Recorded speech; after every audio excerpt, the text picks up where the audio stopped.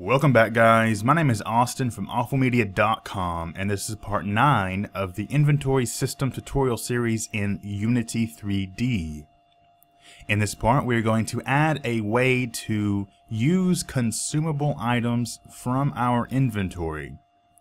The method we're going to be using is going to be pretty generic, so maybe it will work in most different inventories. I'm going to try to keep it as generic as possible so it's not just for this specific inventory. Now you may notice that the code in the background is in fact not what we did ourselves in the video, so it's going to be a bit different. I managed to lose the inventory work that we did, but I did have an inventory that I wrote up for myself that is... it's pretty much the same, just a few different things, a few different ways of doing things, but the result is the same. So it may just look a bit different, but what we're going to be doing, it won't have any different impact on the methods that we're going to be using, so don't worry about that. What I do with this system will be the same for what you do in the system that we wrote in the past 8 videos. I just don't have that code anymore. Thankfully, I do have something that is very similar. In my item database, I have added one more item. It is a power potion. I will use this power potion to add some kind of special effect or something. And I'm zeroing out the stats that we have here. Just generic stats. Do not really matter. Just power and speed. Not important. But you may notice there's no stat that, like, say, power potion will boost the power stat of the player or something like that, right? So you would think, like, I would have maybe item or a stat ID that we're going to boost, and then how much are we going to boost that stat by. And you could do that. It's a good way to do that. You know, just say I'm going to boost, say you have 6 stats and power is the 3rd stat, so I want to boost stat 3 by 15 points, and you could do that, and that works good, and you could just use that whenever you call your method.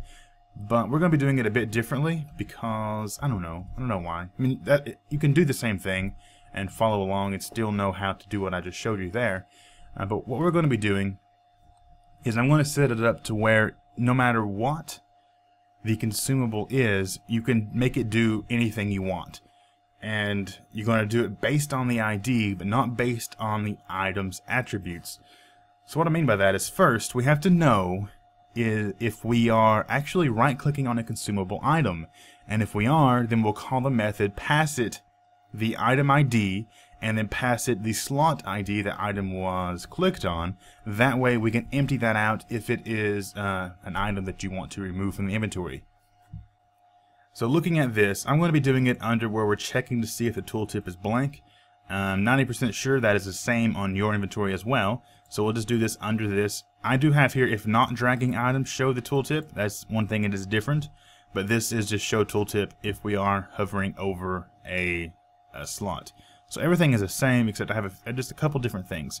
So I'm saying if I am dragging an item, I don't want to show the tooltip. That way, you're dragging an item over an item, you don't want to see the tooltip popping up, it just gets in the way. So that's all I'm doing there.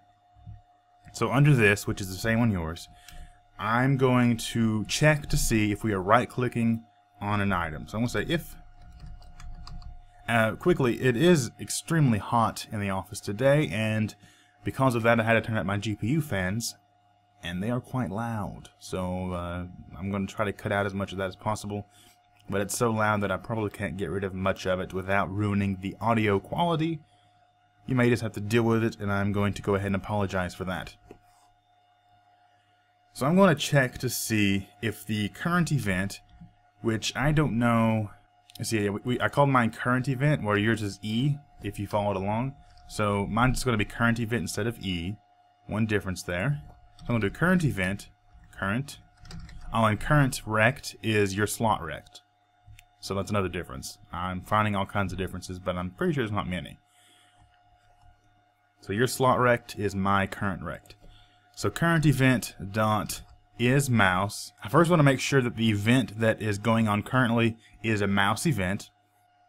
I then want to check to see if the mouse event is a button going down. So I will do a current event dot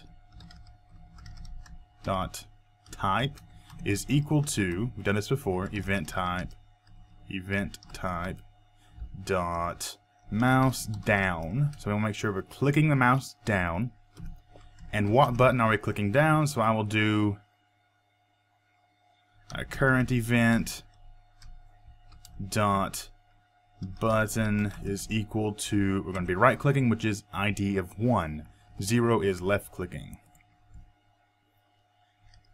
So let's go ahead and see if this works. I'll do a print and I will say clicked, and I'll pass the I, which is the index, come into Unity here, and we got an error, an expected I.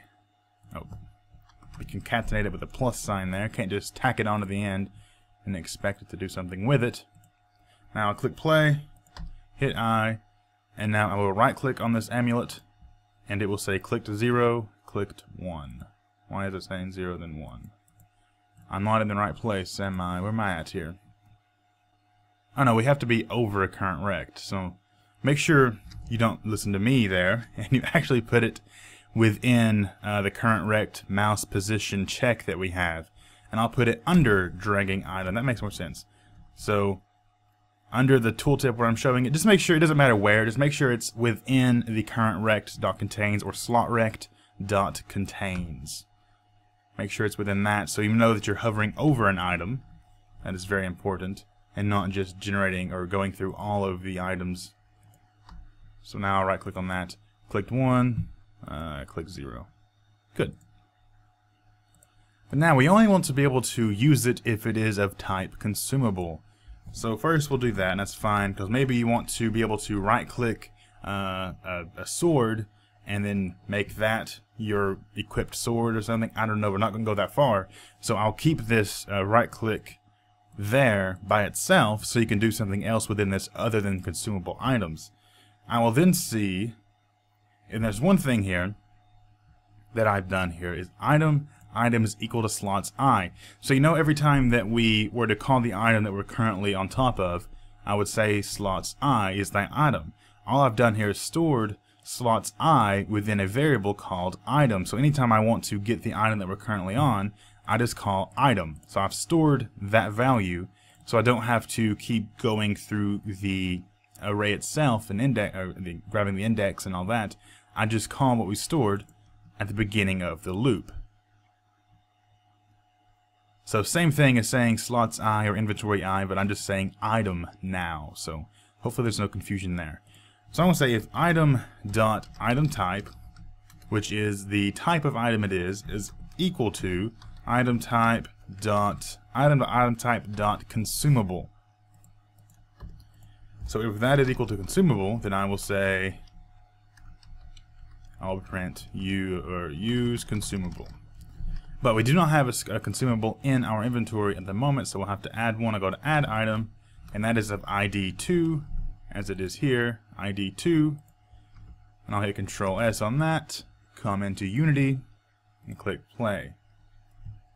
Hit I, and it does not have a texture. So let's go ahead and go into materials here, or where do we have it? Item icons. I have two things there.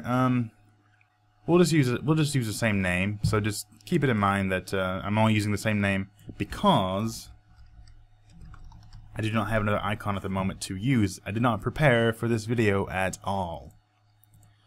So now it should have an icon defined in our resources folder, if you remember how I did that.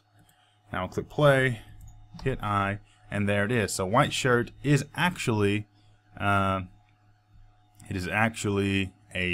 potion of power. If we were to right click on that, it'll say use consumable. Right click on these, it won't say anything. And one thing I notice is that with this one, the text does not wrap. Why is that? Pretty sure we set it to wrap. On tooltip, word wrap. Upper left. It's not even in the upper left. Oh, it's not using it then, is it? Forgot I have a whole new... Where's the tooltip generated at? Here's our GUI box. And okay, so I'm going to go ahead and use, I had this one set up before, but I'll do this one now. So skin.getStyle, and I will get tooltip. You already have that, I'm sure, if you followed along, but I did not have it in this version of the inventory. Click I, and there we go. Now, another thing about this car. It sucks that I have to do it this way. Sorry guys, I did lose everything. So I'm sorry that I have to go about it this way. I have to get rid of a couple of things in this inventory to make this one actually work right. But we'll get there, I promise. We'll get there. Hit I, and there we go. So that's pretty much where you were before, I think. I do have an extra stat there called 0 power for no reason, because I was playing around with something. But that's that. It says that potion that temporarily increases your power. That potion that, okay. Anyway, so now if I right click that, it'll say use consumable, and these do not. Okay, that's the whole point of that. Because that is a consumable. So now when I do use a consumable though, I want to call a method that we have to set up, and I'll do it right here. It'll be a, no reason to be private, no reason to be public, it'll be a private void use consumable. And we need two parameters. We need the int for the ID, then the int for the slot that is in that we can clear it out when we use. Let's do a boolean so we can see if you should delete the item too. Just another little thing that we can add in. Bool delete item. So the way I'm going to do this is I'm not going to do it where you set up the effects in the item database. I'm going to do it where you set up the effects in the consumable method. So I'll do this at the very bottom, so because we're going to have quite a few if we do this for a lot of items. We'll have a switch statement that will take the ID. Now we've done switch in the past in the beginner series, so I'm not going to explain it exactly, but the point of this is it will switch based on whatever the value of the ID is. So I'll pass it an ID, as you can see there, and it will take that, and I can say something like case 0. So case the ID is in fact 0, which we know none of our consumables will be 0 because 0 is a shirt or something. So we'll say case the ID is 2, and then you'll just pass it whatever you want the consumable to do.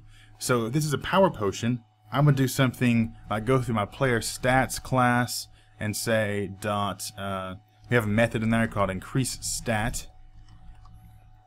Okay, so that method in there would take, say, 3 parameters or so. It would take what stat you want to increase, so it would be stat ID. Oh, it's going to be hard to do. So I would do, we'll do comments here. It would want a stat ID, and then it would want a buff amount, and then it would want stat ID, buff amount, maybe like a buff duration. And we're not going to do that. That has nothing to do with the inventory. I'm just showing you how I would do it really quickly here. So player stats increase stat, stat ID, buff amount, buff duration. And what you could do is then have a player stats folder, or file, class, I guess is the correct term, that would contain all of the stats for your player. Then you would have a method in there that would take an ID for a stat, find that stat ID, take the buff amount for that stat, and then increase the stat based on that ID by the amount that you passed it here. So this is a power potion. I would just do something generic like stat ID. I want to increase power, which is stat 3, by, this is a normal power potion, so it'd just be by 15. And the amount of time that it increases it by is 30 seconds. That'll be a float most likely, so I'll pass it an F there. And now, player stats increase stat, it would go to power, which is stat 3 in this case, the amount, or the amount, which is 15, and then the duration, which is 30 seconds. Okay, so that's how I would go about it. Then for each one of these, you would say case 3. So case the ID is 3, so it's going to take the ID and compare it to these until it finds one that matches it, and then goes to it. With a switch statement, though, you need a way to get out of this, so each time you do find one, you want to break out. You don't want to continue on. So this isn't going to throw, this is only going to throw an error, so what I'll do is I'll do a print, and I'll say used consumable, and I'll do, actually what we'll do, I think it'd be best if I pass it an item. And then when we call it, we'll just pass it the item. That way I can just say item.item name, and then after it does that, I will go out of the switch here, and I will say if delete item,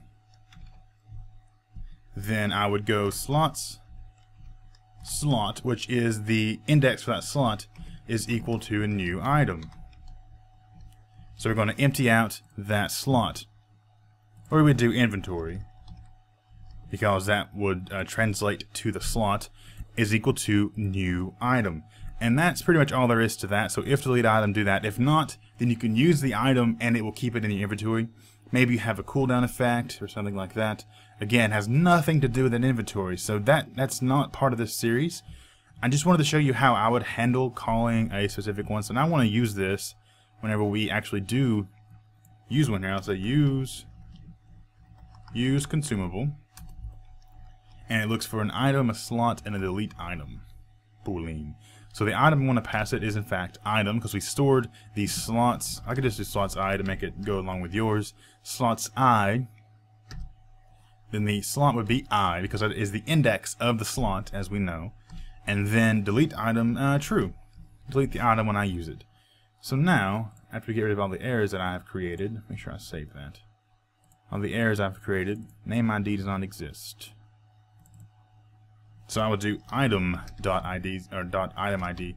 Since I got rid of the ID int, I have to grab the ID from the item that I used. And there we go. Yeah, I know that doesn't exist. Thought I got rid of it. Oh, I didn't in that one. There we go. What else now? And I did not break out of this one. This one doesn't even matter because there is not a item ID of 3 in the game at the moment, so it's not even important. There we go. And now what I'm going to do is click play, hit I, then I will use white shirt. There we go. Use consumable white shirt.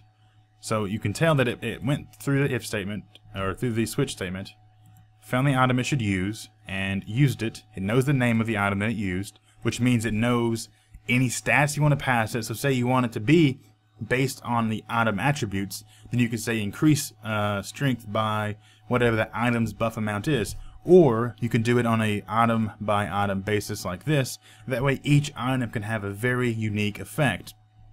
Say you do it based on the item database attributes. So they have a buff amount and then a stat ID from that.